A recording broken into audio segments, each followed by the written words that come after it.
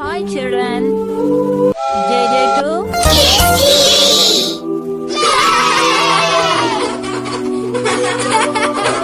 பஞ்சவர்ண கிளி. நீண்ட காலத்திற்கு முன்னர் உலகத்தில் அனைத்து பறவைகளும் சாம்பல் நிற வர்ணத்தில் இருந்தன. ஒரு வசந்த காலத்தில் பறவைகளின் அரசன் பறவைகளுக்கு அழைப்பு விடுத்ததை அறிந்து எல்லா பறவைகளும் அரசன் முன்னால் கூடின. கூட்டமாக கூடி வந்த பறவைகளில் ஒவ்வொன்றும் ஒவ்வொரு விதமான ஒலி எழுப்பி மகிழ்ந்தன. சில பறவைகள் சில மீட்டர் வரை பறந்தன, சில தத்தி தத்தி நடந்தன, சில நொண்டி செல்வது போல் நகர்ந்தன. அவைகள் மிகவும் மகிழ்ச்சியாக இருந்தன. அரச பறவை ஓர் இறக்கையை வானத்தை நோக்கி திருப்பியது. வானத்தில் ஒரு பெரிய வானவில் தோன்றின. உடனே எல்லா பறவைகளும் வானத்தில் உள்ள வண்ணங்களை பார்த்து ஆச்சரியப்பட்டன. ஊதா, கருநீலம், பச்சை, மஞ்சள், காவி, சிவப்பு என்று அவைகள் சொல்லி சொல்லி மகிழ்ந்தன. ஓர் அழகான பெரிய வானவிலை அவர்கள் அதுவரை பார்த்ததே இல்லை. உங்கள் ஒவ்வொருவருக்கும் நான் ஒரு நிறத்தை கொடுக்க போகிறேன்.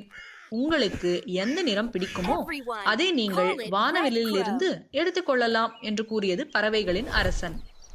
அடுத்த வினாடி ஒவ்வொரு பறவைகளும் தனக்கு பிடித்தமான நிறத்தை பறித்துக் கொண்டன. ஒரு கிளி முன்னால் வந்தது. எனக்கு பச்சை வர்ணமே பிடிக்கும் என்று சொல்லி அது பச்சை நிறத்தை பெற்றுக்கொண்டது. அதை பச்சை கிளி என்று அழைத்தனர். ஒரு குருவி ஓடி வந்தது. அது மஞ்சள் நிறத்தை அணிந்து கொண்டது. அதை எல்லோரும் மஞ்சள் குருவி என்று அழைத்தனர். எல்லோரையும் தள்ளிவிட்டபடி ஒரு குருவி முன்னால் வந்து சிவப்பு நிறத்தை பெற்றுக்கொண்டது. அதை எல்லோரும் செங்குருவி என்று கூப்பிட்டனர். இப்படி எல்லா பறவைகளும் தாங்கள் விரும்பிய நிறத்தை பெற்றுக்கொண்டன. ஆனால் ஒரே ஒரு சின்னஞ்சிறிய குருவி மட்டும் தனக்கு நிறம் கிட்டாமல் நின்று கொண்டிருந்தது. அரச பறவை அந்த குருவியை பார்த்தது. நீ ஏன் மற்றவர்களைப் போல் வர்ணம் கேட்கவில்லை என்று கேட்டது. வரிசையில் எனது முறை வரும் என்று நான் காத்திருந்தேன் என்று கூறியது. எல்லா நிறங்களும் முடிந்துவிட்டதே, என்ன செய்வது என்றது அந்த அரச பறவை.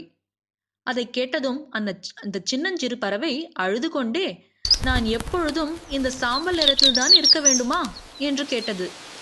அரச பறவை சொன்னது, நீ மற்றவர்களுக்கு விட்டு கொடுத்து மிகவும் பொறுமையை கடைபிடித்திருக்கிறாய்.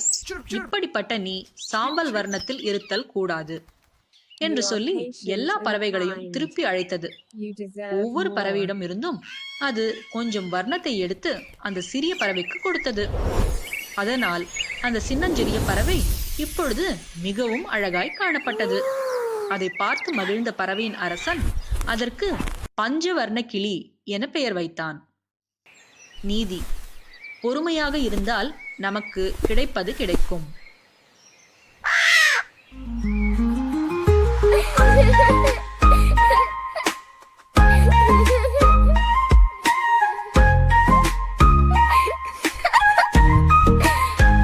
Thanks for watching.